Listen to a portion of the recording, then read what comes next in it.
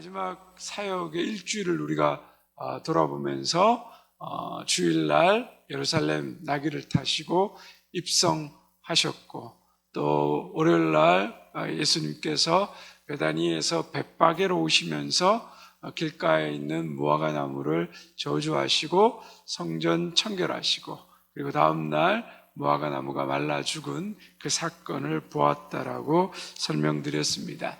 이제 화요일날 계속해서 사역이 이어지는데, 예수님께서 화요일날 제자들에게 또 성전 지도자들에게 많은 가르침과 교훈들을 행하셨습니다. 여러 가지 우리가 아는 것 중에 세금을 누구에게 바쳐야 되냐, 가이사의 것은 가이사에게, 또 부활이 없다라는 사두개인들에게 부활의 참 의미에 대해서 하나님은 죽은 자의 하나님이 아니라 산자의 하나님이라는 것을 가르치고, 또 성전에서 높임받고 사람들에게 또 상석에 앉기를 원하는 그 종교 지도자들을 향해서 그들의 외식에 대해서 예수님은 또 비판하시고 가르치셨습니다. 그 화요일 사역 중에 우리가 다 살펴볼 수가 없고, 오늘은 좀 한 가지만 살펴보려고 합니다. 바로 감람산 강화, 우리가 종말이라고 생각하는 그 내용에 대해서 우리가 성경을 읽으면서 마지막 때에 일어나는 어떤 상황과 현상에 대해서 말하고 있다라고 여겨지는 감람산 강화에 대해서 한번 살펴보려고 합니다. 여러분, 그 교재에 보면 지도가 있죠, 그죠? 바로 예루살렘 성의 바운더리가 있고, 거기 보면 바로 감람산, 예수님이 뭐죠? 겟세마네의 기도가 바로 이 감람산에서 일어난 사건이죠.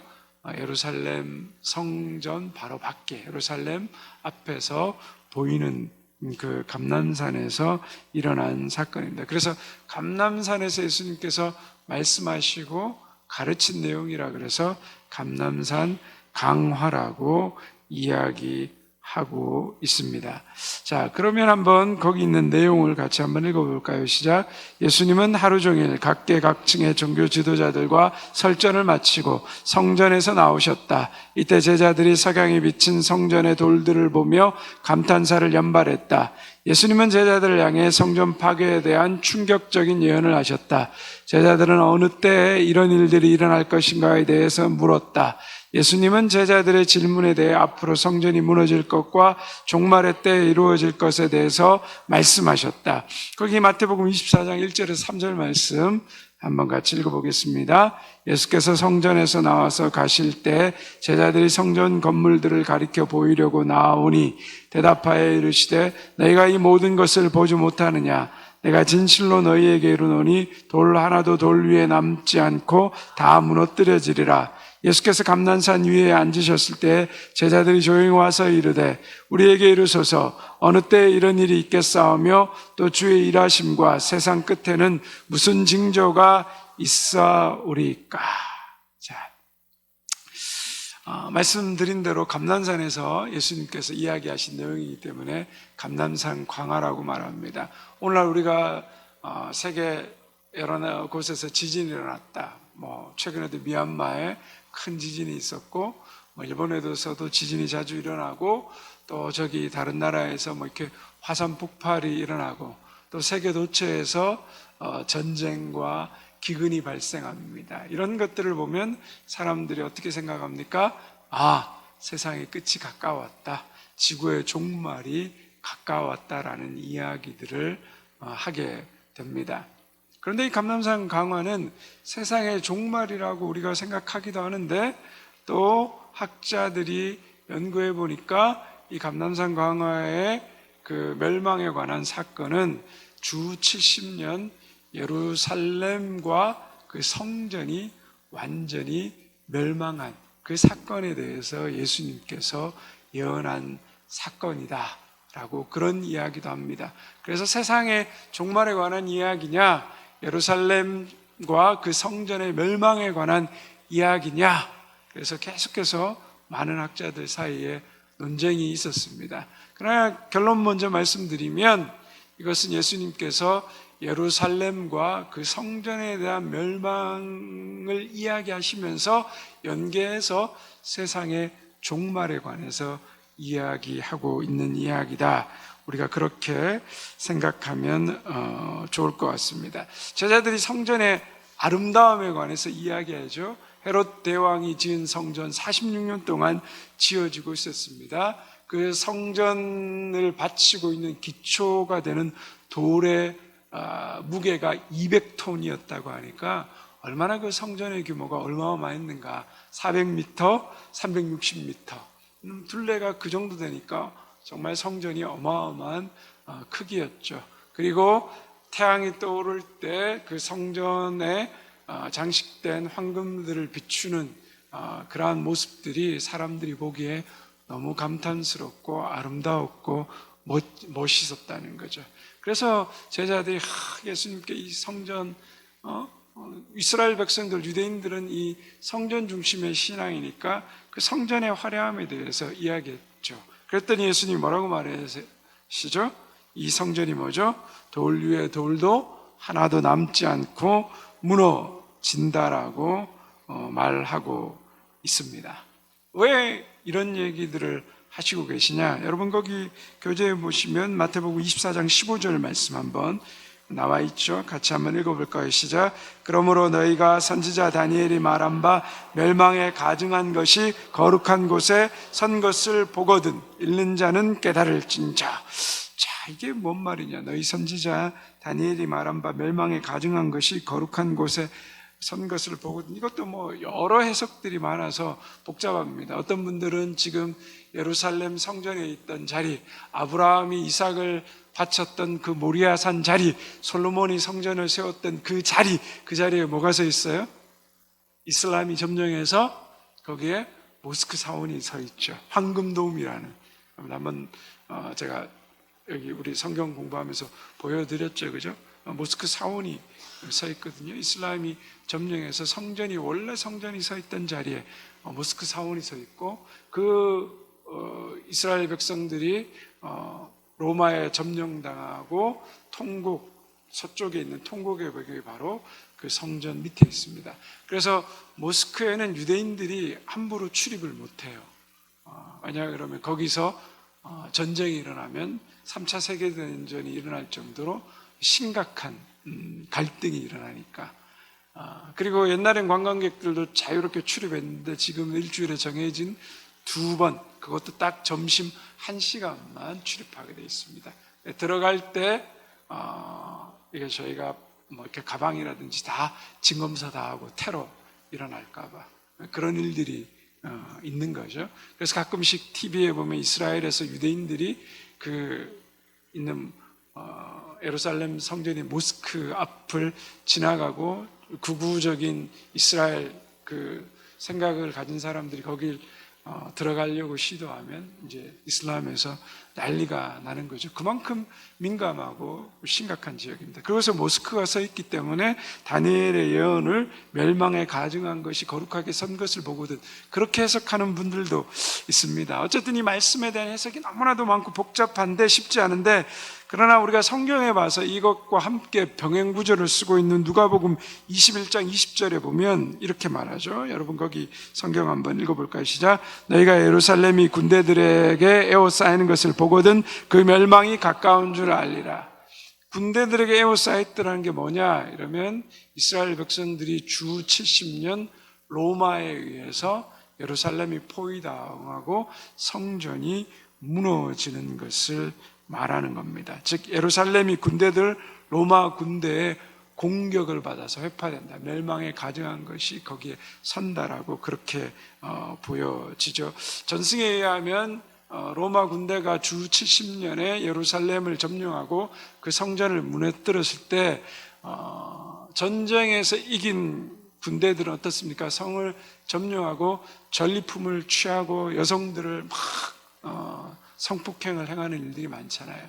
그런데 그때 로마 군인들에게 어떤 소문이 퍼졌냐면 예루살렘 성전 기둥에 금이 숨겨져 있다는 거예요.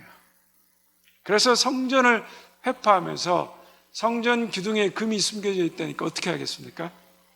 기둥을 무너뜨리고 기둥을 어떻게 해요? 다 깨부수는 거죠. 그 안에 금을 찾아내기 위해서. 그래서 예수님의 예언이 뭡니까? 돌 위에 돌 하나도 남기지 않고 무너진다라는 게 그 예수님의 말씀이 그렇게 성취되는 거죠.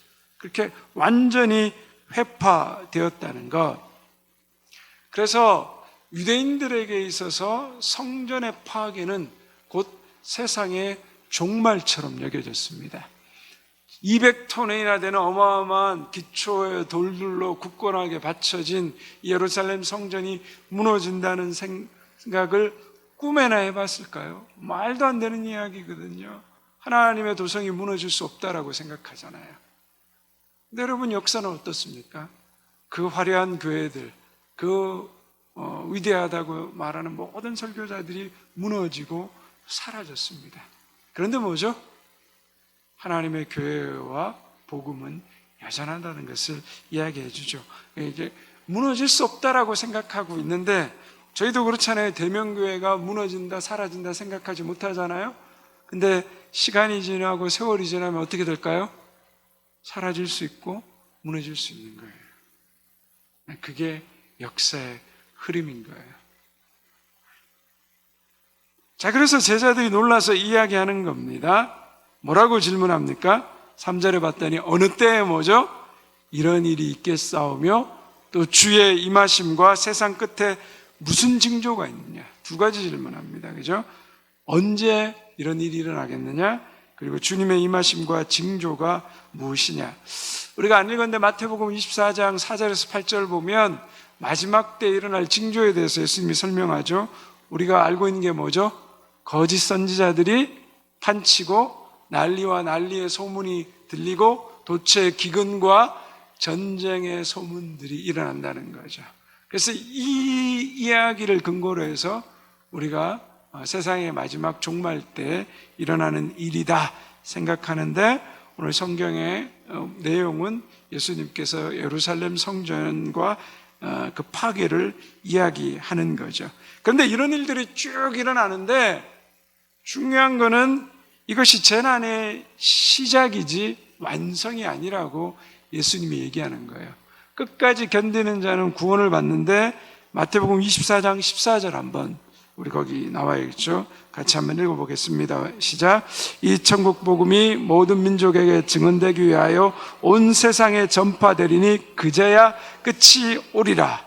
뭐죠? 성도들의 기근과 재난, 모든 난리와 소문들이 일어나고 거짓 선지자들이 내가 그리스도라고 이야기하는 이런 세상 가운데 막 있는데, 그 세상 속에서 예수 그리스도를 믿는 자들이 고난과 핍박을 당하고 순교하고 죽는 역사들이 일어나는데, 그 가운데서 뭐죠? 끝까지 견디는 자는 구원을 받는다. 그리고 뭐죠? 만국에 복음이 전파되어야 비로소 끝이 올 거라는 거죠. 예루살렘 성전의 멸망은 재난의 시작일 뿐이지 끝이 아니라는 거예요. 복음이 뭐죠? 세상 끝까지 전파될 때야 뭐죠? 종말이 온다라고 얘기하고 계시는 거죠. 즉 복음이 세상 끝까지 전파될 때 예수 그리스도가 이 땅 가운데 재림한다. 그래서 사도 바울은 그것을 뭐죠? 땅끝을 어디로 봤냐? 유대인들은 스페인을 땅끝으로 그때 그 당시에 받고, 거기까지 복음이 전파되면 주님이 오신다라고 믿었기 때문에 그렇게 복음을 전파하기 위해서 선교와 전도를 행했다는 것을 우리가 볼 수 있습니다. 주 70년에 로마에 의해서 예루살렘과 성전이 무너지고 파괴되죠. 성전 파괴된다라고 도저히 생각하지 못했던 제자들에게 예수님께서 파괴될 거라고 말씀하고 가르치는 거죠. 근데 예루살렘 성전의 멸망이 너희가 생각하는 것처럼 세상의 끝이 아니라는 겁니다. 복음이 온 세상에 전파되지 않으면 종말의 때가 아직 이르지 않았다라고 얘기하는 거죠. 그래서 성전이 파괴되었다고 너희 삶의 자리가 다 무너졌다라고 뭐죠? 두려워하지 말라는 거죠. 어떤 상황 속에서도 중요한 것은 복음을 전하는 사명을 계속해서 해야 된다라고 말하고 있습니다. 성전이 무너지는 일이 있어도 뭐죠? 하나님 나라는 무너지지 않는다라는 걸 말하는 거죠. 예수 믿는 사람들은 죽고 고난 속에 핍박받는 일들이 있지만 뭐죠? 하나님의 구원 계획은 흔들림이 없고 복음은 계속해서 확장되어 간다라는 것을 말해주고 있습니다. 수많은 경고와 인내에도 불구하고 죄로부터 돌이키지 않고 하나님께로 돌아오지 않으면 사람도 성전도 무너진다는 거예요. 그런데 무너지지 않는 게 있는데 뭐라고요? 하나님의 말씀은 영원하다는 거예요. 그래서 우리가 어떤 상황 속에서도 우리가 복음을 증거하는 삶에 대해서 이야기하고 있습니다. 즉 성전이 파괴되는 것을 통하여서 예수님은 뭐죠? 세상의 종말의 교훈에 대해서 받으라는 거죠. 그 뒤에 보면 인자가 구름 타고 오고 그리고 인자가 올 때 믿지 않는 자들이 심판받고 그리고 세상의 모든 믿는 자들 예수님이 모으신다는 이야기를 하고 있어요. 종말의 때, 종말이 예수님이 오실 때는 뭐죠? 모든 사람이 보아서 안다라고 종말의 일함을 주님이 딱 오시는 그날은 언젠지는 모르는데 우리가 그것을 보고 다 확인할 수 있다라고 이야기합니다. 자, 그러면 종말의 때는 언젠가? 종말에 이런 징조들이 있는데 종말의 때 우리가 지금 살아가는 시대가 성경에 예수님이 말한 대로 뭐죠? 종말의 때를 살고 있는 거예요. 예수님이 오심으로 말미암아 이미 종말의 시작이 이르렀고 예수님이 다시 반드시 재림할 때가 뭐죠? 종말의 끝인 거예요. 그래서 우리가 살고 있는 시대를 뭐죠? 종말의 시대를 우리가 살아가고 있다라고 이야기하고 있는 겁니다. 그런데 그 종말의 때를 마지막 끝때를 묻는 사람들에게 예수님께서 뭐라고 말씀하세요? 24장 36절의 말씀 같이 함께 읽겠습니다. 시작. 그러나 그날과 그때는 아무도 모르나니 하늘의 천사들도 아들도 모르고 오직 아버지만 아시니라. 안다 모른다? 모른다. 그래서 몇 날 며칠 안다라고 이야기하는 사람들은 다 사입이고 이단이라는 거예요. 그 때와 그 시는 아무도 모른다는 거예요. 그 시간은 누구만 아신다고요? 하나님만 아신다. 그러면 더 중요한 게 있습니다. 모르는 걸 자꾸 알려고 하면 안 돼요. 그 때와 그 시를 모른다 그러는데 계속해서 계산하는 인간들이 있어요. 그거 어리석은 일이에요. 모른다고 하나님만 안다고 얘기했는데 그러면 우리에게 중요한 건 모르는 거예요. 종말의 때를 모르니까 우리에게 중요한 건 뭐죠? 24장 42절 말씀 한번 같이 읽겠습니다. 시작. 그러므로 깨어있으라. 어느 날에 너희 주가 임할는지 너희가 알지 못하는가. 종말의 때를 모르기 때문에 뭐죠? 어떻게 해야 된다고요? 깨어 있어야 된다는 거예요. 종말에 대한 관심은 언제 일어날 것에 대한 시간에 대한 관심이 아니라 뭐죠? 깨어 있는 삶에 대한 관심이 되어야 된다는 거예요. 언제냐가 아니라 뭐죠? 어떻게 사느냐. 이게 중요하다라고 성경이 말하고 있습니다. 그러면 깨어 있는 게 뭐냐? 그 마태복음 나중에 뒤에 24장 45절에 보면 주인이 타국에 가면서 종에게 일을 맡깁니다. 근데 종은 주인이 언제 돌아올지 모르는 거예요. 그래서 종이 주인이 떠났으니까 아직 올림을 멀었다 그러고 악하게 행하고 술 마시고 흥청망청 살다가 갑자기 주인이 딱 돌아오면 어떻게 해요? 그 종은 쫓겨나면서 슬피 울며 일을 가는 일이 생기게 되는 거죠. 종의 태도가 어떤 태도예요? 어떤 게 올바른 종의 태도예요? 깨어있다는 게 뭘 말합니까?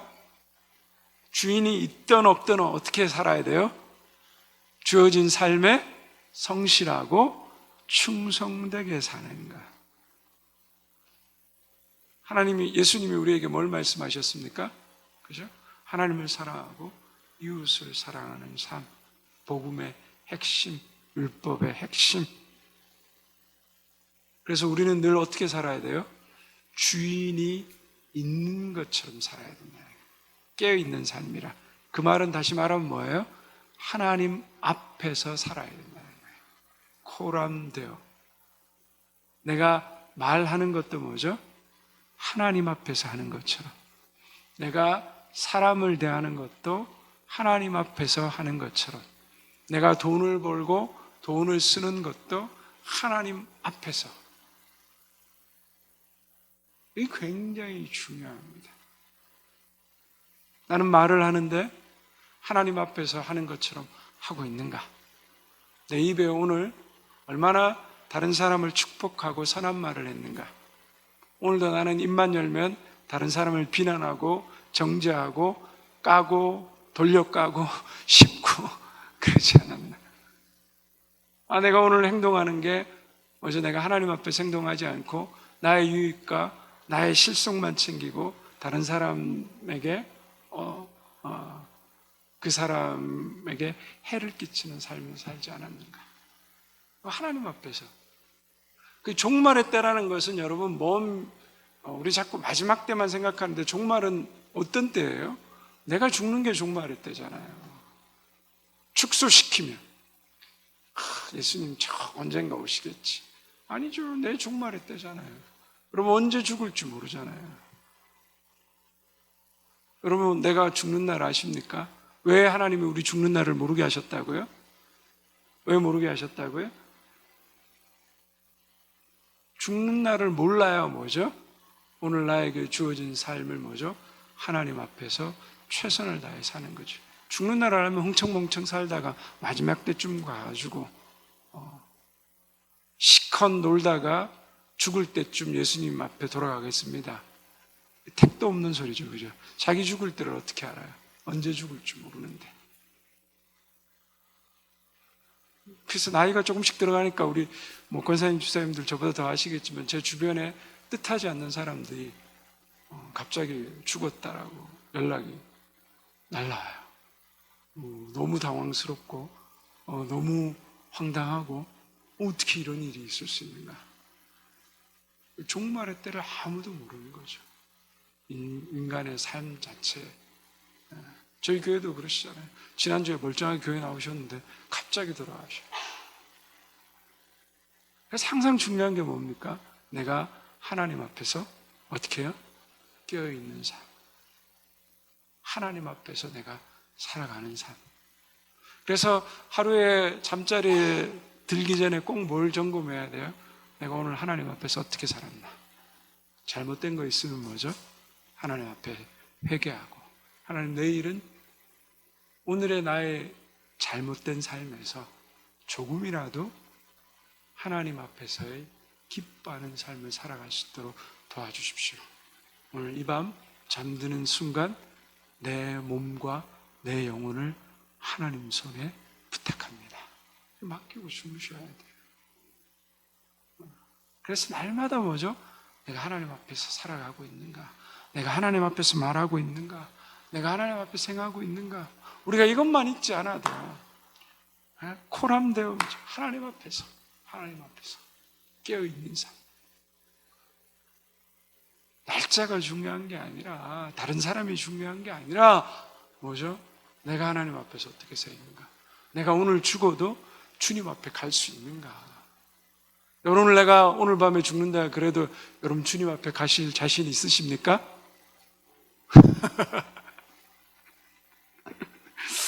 겁나죠.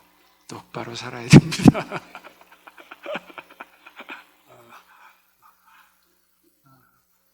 예수 그리스도 안에서 예수 그리스도를 구주로 믿기 때문에 여러분 다 구원 받으셨잖아요. 하나님 나라, 하나님 앞에 다 가시는 거예요. 갈 수 있어요. 아멘 하시면 돼요. 거기에도 두려워하실 필요 없어요. 그러나 우리 하나님 앞에서 진실한, 그리고 하나님이 기뻐하시는 그 충성된 삶을 살고 있는가? 성경에서는 상급을 얘기하잖아요. 어떤 상급인지 모르겠는데 상급은 있는 것 같아요.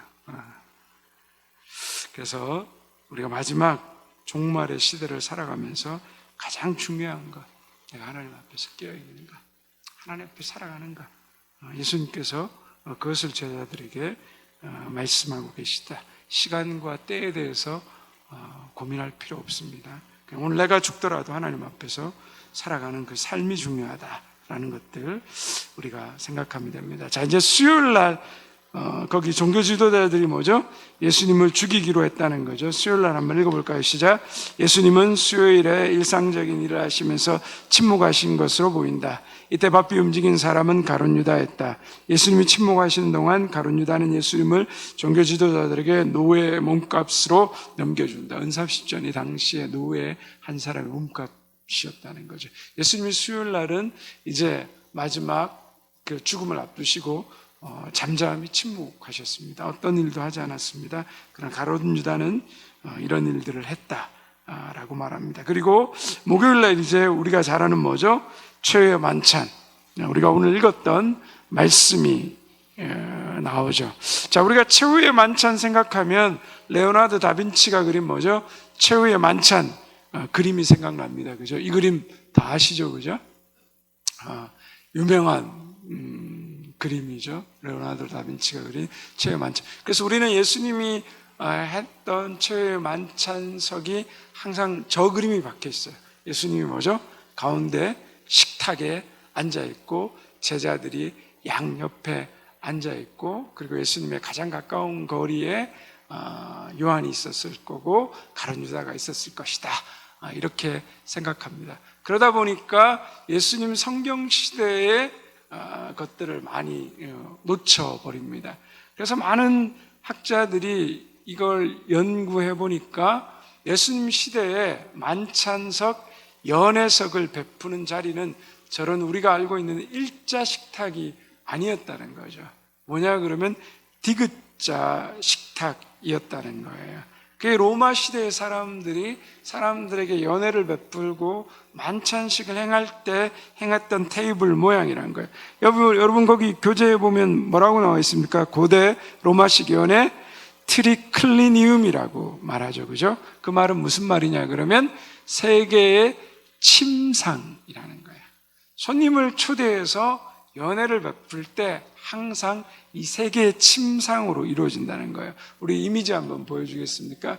U자라고 말하기도 우리로 말로 생각하면 디귿자인 거예요. 저쪽에 파란색, 초록색, 검정색으로 구분되어 있는데, 자, 파란색은 보니까 저게 이제 사람이 세 사람 누웠다라고 보통 이제 9명 기준으로 생각하거든요. 저기는 호스트 패밀리. 뭐냐 그러면 그 파티를 주최한 주인과 그리고 가장 주인의 친한 사람, 그리고 가장 귀빈이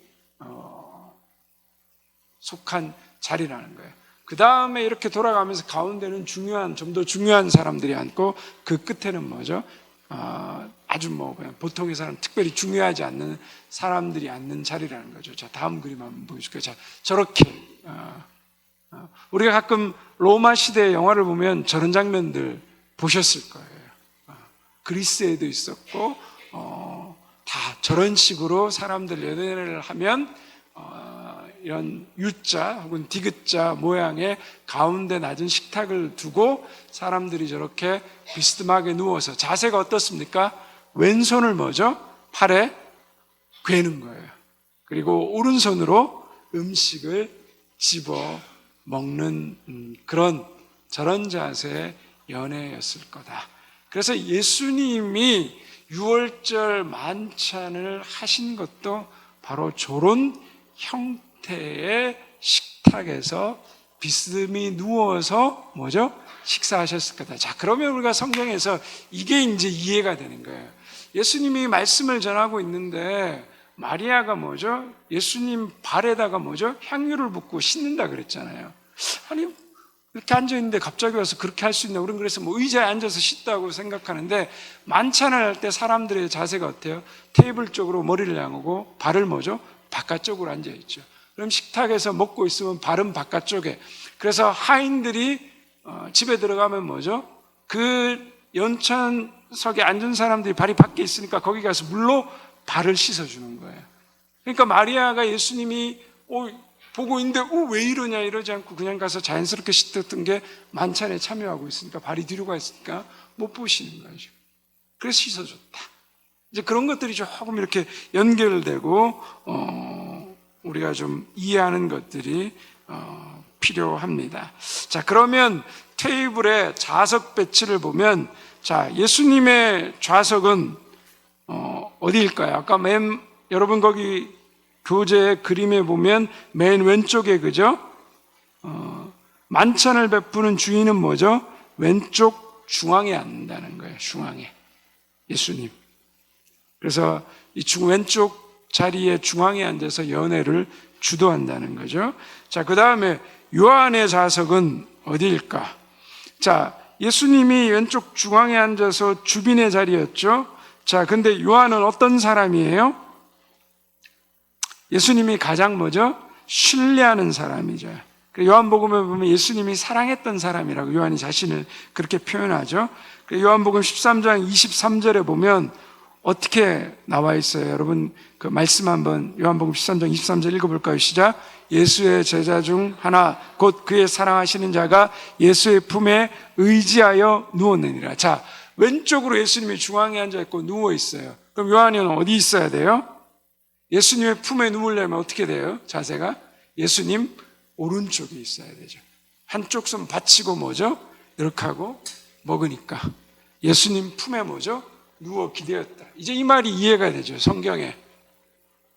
이게 잔치를 하는데 이게 품에 누워서 기댔다 이런 말 우리 잘 몰랐잖아요. 근데 이 트리니클리움 요 로마의 그 식탁 자리를 보면 이제 이해가 되는 거예요. 그 요한은 예수님 오른쪽에 뭐죠?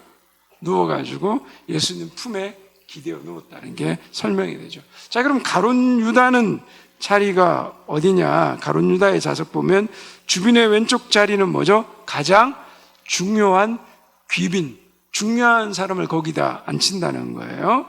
자, 그런데 그러면 왜 여기가 가룟 유다의 자리라는 걸 아냐? 요한복음 13장 26절 말씀 한번 읽어볼까요? 시작.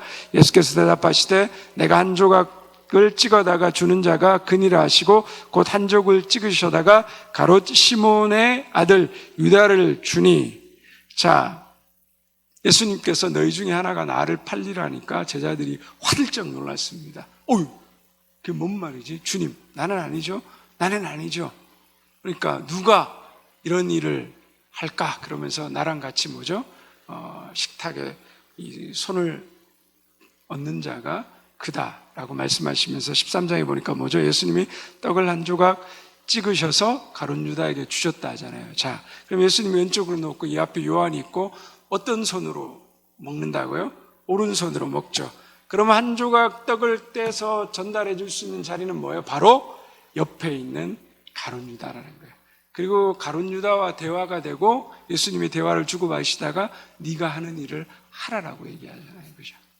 그러니까 무슨 말이에요? 자, 요한이 예수님 오른쪽에 있으면서 예수님 품에 기대어서 테이블 얘기도 하고 식사도 먹고 그렇게 했죠. 그럼 예수님이 누워있으면 가룟 유다가 예수님 왼쪽에 있으면 예수님이 또 어떻게 돼요? 가룟 유다의 뭐예요? 품에 기대어서 식사하는 장면이 된다는 거예요. 자, 이게 저는 굉장히 놀라운 거예요. 자, 가룟 유다가 예수님을 팔 인간이잖아요. 그래서 팔려고 지금 다 돈까지 받고 왔어요. 이제 이 밤에 나가가지고 이제 곧 예수님을 고발하고 잡아가도록 신호를 주려고 하는 거예요. 그런데 그 순간에 어떻게 돼요? 예수님이 자기 품에 누워서 식사하고 있단 말이에요. 그럼 가룟 유다의 심정과 심장이 어떠했을까요? 터질 것 같지 않았을까요? 아니, 어떻게 이런 일이 있지? 왜냐하면 가룟 유다가 돈깨를 맡았기 때문에 중요했어요. 그죠? 요 뒤에 이제 베드로 얘기할 텐데.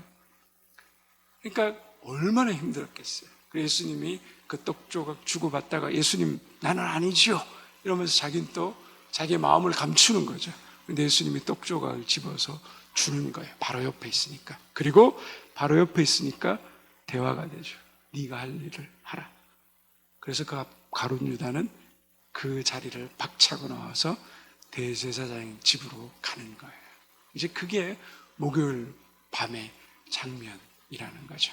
자, 그러면 베드로는 어떻게 됐냐? 베드로는 요한복음 13장 24절 25절 보면 한번 같이 읽어볼까요? 시작. 시몬 베드로가 머리짓을 하여 말하되 말씀하신 자가 누구인지 말하라 한데 그가 예수의 가슴에 그대로 의지하여 말하되 주여 누구니까 또 나오잖아요. 그죠? 베드로가 머리짓을 하여서 도대체 예수님을 팔려고 한 인간이 누구냐? 그러면서 요한에게 뭐죠? 눈짓하면서 물어봐 이러는 거거든요. 그럼 어디 있어야 돼요? 요한이 왼쪽 상에 있으니까 요한이 잘 보이려면 뭐죠? 건너편에 있어요. 그래서 여러분 교재에 보면 피터라고 이거 빨간색에 베드로의 자리가 요한의 뭐죠? 건너편에 있는 거죠. 왜 베드로가 예수님의 수제자인데 왜 이쪽에 가 있냐? 여기가 제일 말석이거든요. 근데 이 시간에 제자들이 어떤 이야기 했어요? 이제 우리가 이런 게 좀 이해가 되는 거예요. 하나는 예수님의 우편에 뭐죠? 하나는 예수님의 좌편에. 왜 그런 얘기 했어요? 이 두 자리가 가장 중요한 자리였으니까. 파티를 호스트한 주인의 양옆에 가장 중요한 자리니까. 그래서 그런 얘기를 한 거예요. 그럼 베드로는 왜 맨 끝에 갔냐? 그거 뭐죠? 싸우고 다퉜잖아요, 제자들이. 예수님 오른쪽 왼쪽에 앉았다. 자기가 먼저 앉으려고 딱 했는데 뭐 그런 해석을 해요. 베드로가 딱 봤더니 가룟 유다가 이미 그 자리를 꽉 찼어요. 돈깨를 맡고 있어서 어이씨 억수로 기분 나빠 하면서 맨 끝자리에 와서 확 앉았다는 거예요. 근데 그 끝자리에 앉아서 뭐죠? 예수님이 비밀스러운 마지막 유월절 만찬이었고 자신의 떡과 포도주를 마시면서 몸과 살을 떼는 의식이었기 때문에 아마 이 자리에 다른 사람들이 잘 못 들어왔을 거예요. 그럼 파티의 맨 끝자리는 누가 뭘 해야 돼요? 하인이 앉는 자리거든요. 그럼 이 하인은 어떻게 돼요? 일어나서 이 파티에 참석한 사람들이 발을 씻겨야 되는 거예요. 근데 베드로는 높은 자리에 앉고 싶었는데 그러지 못하니까 뭐죠? 끝자리에 앉아있죠. 그러니까 예수님이 어떻게 하셔요? 일어나셔서 허리에 수건을 메고 예수님이 하인이 하는 그 발을 제자들의 발을 씻겨주는 거예요. 이 장면을 생각하시고 예수님의 마지막 유월절 만찬 자리를 생각하면 우리가 받게 되는 감동이 다릅니다. 그래서 베드로에게 왔을 때 베드로가 너무 놀란 거죠. 자기의 모습이 너무 부끄러운 거죠. 그 장면이 바로 보여지고 있는 거죠. 자, 그러면 왜 잔치 테이블 상석에 예수님 왼쪽에 가룟 유다를 예수님이 앉혔을까요? 여러분, 왜 앉혔을까요? 왜 예수님이 가룟 유다를 예수님 옆에 앉혔을까요?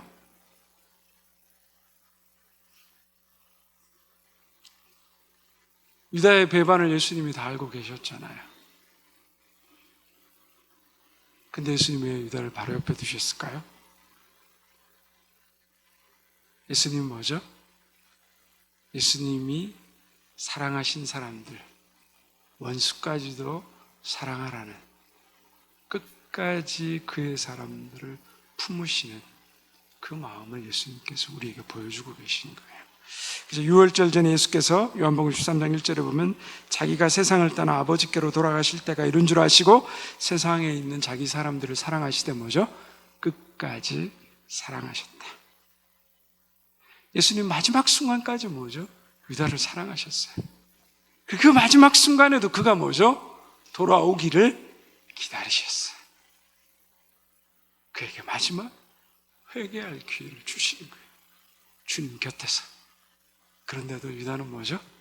끝까지 돌이키지 않았죠. 그 유다를 바라보는 예수님의 마음이 얼마나 아팠을까요? 근데 이 유월절 만찬의 자는 여러분, 유다만 예수님을 배반하나요? 그 자리에 있는 모든 제자들이 어떻게 합니까? 예수님을 부인하고 도망가 버리잖아요. 근데 예수님은 어떻게 하세요? 그런 다 도망가고 부인하고 떠나는 제자들임을 알면서도 뭐죠? 자신을 팔 사람, 자신을 버릴 사람인 것을 다 알면서도 예수님 사랑하신 그 사람들을 어떻게 해요? 끝까지 사랑하셨다.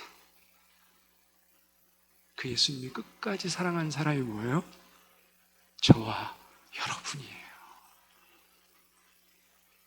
이게 중요한 거예요. 우리도 얼마나 예수님을 팝니까? 우리도 얼마나 우리가 살아오면서 예수님을 부인하고 예수님을 멀리하고 주님과 관계없이 삽니까? 근데 예수님은 뭐죠? 부족하고 죄인이지만 예수 그리스도를 구주와 주님으로 고백하는 자들을 뭐죠? 끝까지 품으시는 거야. 아들아, 딸아, 내가 너를 사랑한다. 너는 내 곁에 있으면 된다. 바로 제자들을 향한 그 주님의 사랑이 오늘 우리에게도 변함없이 쏟아지고 있다. 부어지고 있다. 내가 그 사랑 안에 있기 때문에 오늘도 예수 그리스도 그 주님을 내 구주와 주님으로 고백하고 있다. 나는 아니지요. 내가 아닐 수 있을까요? 다 떠나고 다 도망갔습니다. 그렇지만 주님은 우리를 끝까지 사랑하신다. 그 주님의 사랑을 우리가 깊이 느끼고 우리의 삶 가운데서도 내 바운더리에 있는 사람, 내 힘으로 사랑할 수 없잖아요. 내 힘으로 어떻게 해볼 수 없잖아요. 그래서 뭐죠? 나를 사랑하신 이 주님의 사랑이 내 안에 차고 흘러 넘쳐야 내가 할 수 없는 그 주님의 사랑을 내 삶 가운데서 나타내고 드러낼 수 있는 거죠. 그래서 먼저 사랑하려고 하지 마시고 먼저 내가 예수 그리스도의 사랑을 충만히 누리고 충만히 경험하고 그 주님의 사랑이 뜨겁게 내 안에 차야 나도 그 주님의 사랑을 행할 수 있는 사람이 될 수 있다. 오늘도 그 믿음 위에 쓰시는 저와 여러분 되기를 주님의 이름으로 축원드립니다.